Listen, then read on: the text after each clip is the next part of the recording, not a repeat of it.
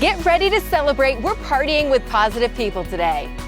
I love that mask. Happy birthday. It's Tom McMahon's 49th birthday. Let's dance. Tom is just a real party animal, as you can see.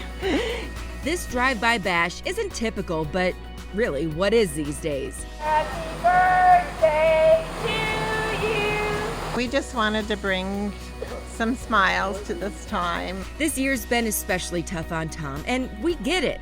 But his positive outlook on life isn't stopping him from having a little fun.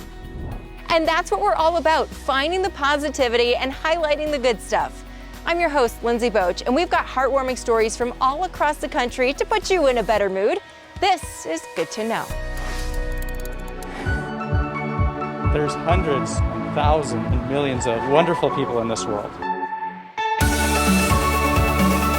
This is bigger than me. That is what gets me up early in the morning, and that's what puts me to sleep late at night. There's no amount of gratitude that I can express to this animal for what he's been able to give me in my life. Yeah, he's much more than a dog. He's a family member.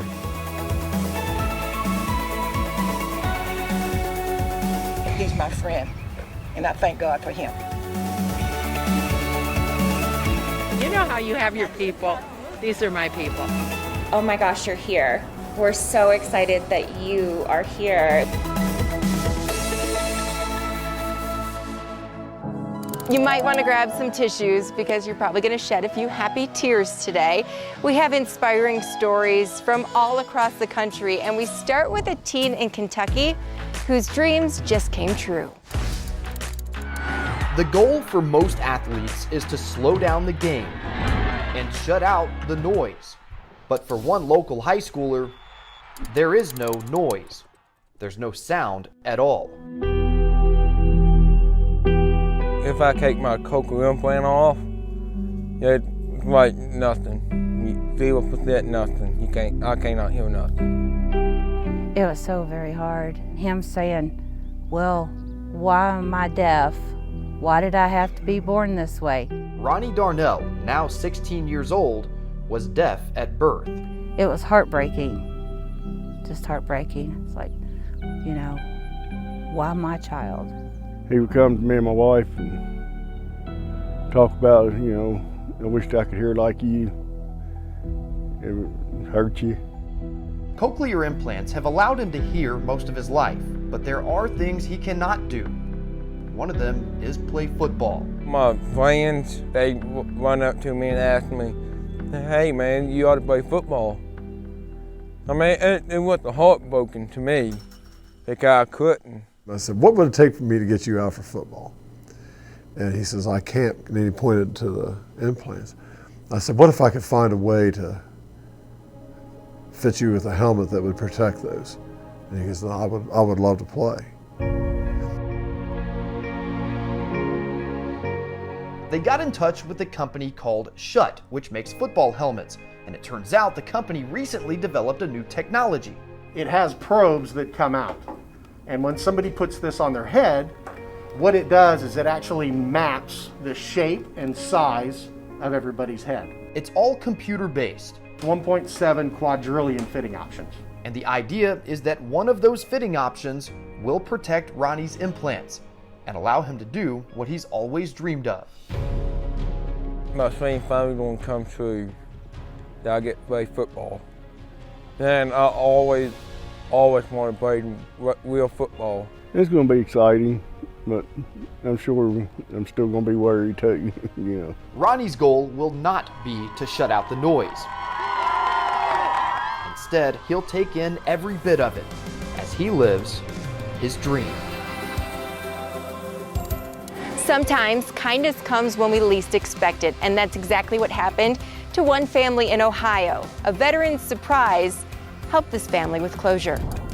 I just wish he was here to celebrate his 88th birthday. July 31st, 1932, the world welcomed Ivy Barrage, who turns out was a romantic even in elementary school. He used to send his sisters with a note to me.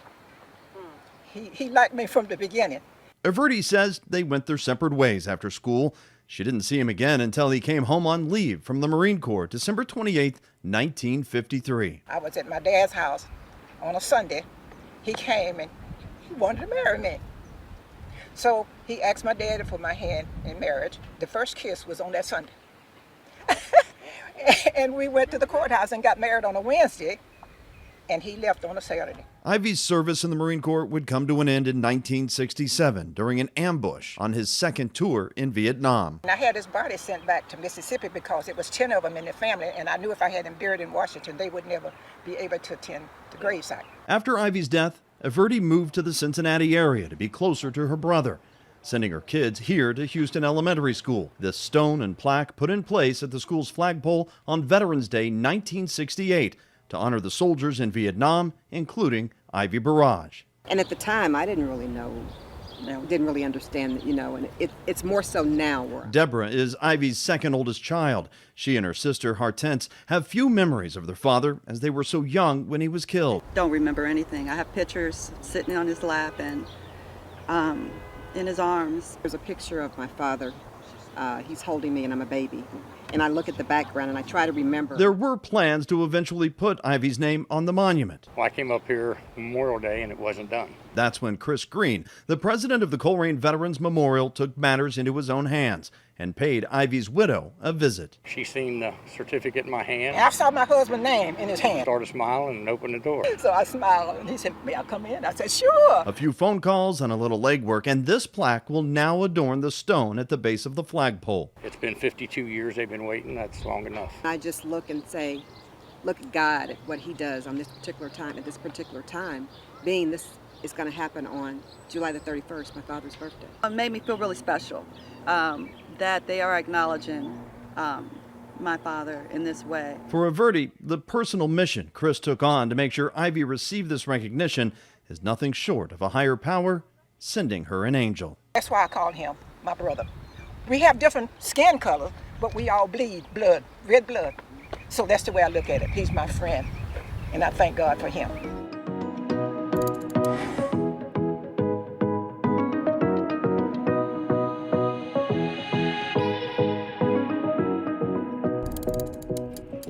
It's something that goes beyond words of good boy. How well he knows me. Did you find me? He's loyal, lovable, and gallops like a small horse. Guinness the Great Dane has many qualities, but to Bunny Young, thank you. You good boy. Her dog is a blessing. Decor. I cannot imagine my life without him. The 4-year-old is the Louisa woman's shadow for good reason. Bunny lives with 2 conditions that can either speed up or slow down her heartbeat to dangerous levels. If I'm lucky, I just go unconscious. One of these days I couldn't be as lucky and I could be in complete cardiac arrest. Like an expensive piece of medical equipment, Guinness alerts Bunny or someone else if she's in trouble. This would be lifting my legs up so that my circulation can come out of my feet back to my heart. The married mother of 2 puts her life in his paws. I'm differently abled. I'm not disabled. I can do basically anything that anybody else can do. It just takes me 6 legs to do it. The founder of Possible promotes the benefits of a service animal. Bunny's nonprofit educates businesses and organizations about laws and helps partner people with a service animal. You told Daddy there was something wrong? Guinness is Possible's highly visible ambassador. I'm overwhelmed with emotion because there's no amount of gratitude that I can express to this animal for what he's been able to give me in my life. Yeah, he's much more than a dog. He's a family member, you know. Steve Young must compete with Guinness for his wife's attention. Any display of affection to Bunny, like he starts like, you know, arr, arr. While it may be a losing battle sometimes, Steve is grateful for Guinness's devotion. But yeah, no, I love him though. He's a great dog and he does mean a lot to me and to the family. My heart episodes have drastically dropped off. Ready to go to work? Having a service animal. It's been amazing. Guinness the Great Dane. He's changing the bias around service animals and disabilities. For Bunny Young, he's the strong, silent type, standing by her side every step of the way. I think he just believes in his heart that this is what he was born to do, and he's finally found his human, and he's finally found his purpose. You good boy? We're just getting started. We have 2 real-life heroes to tell you about. It's been surreal. Never expected any of this to go viral the way it did. You don't want to miss it. It's good to know.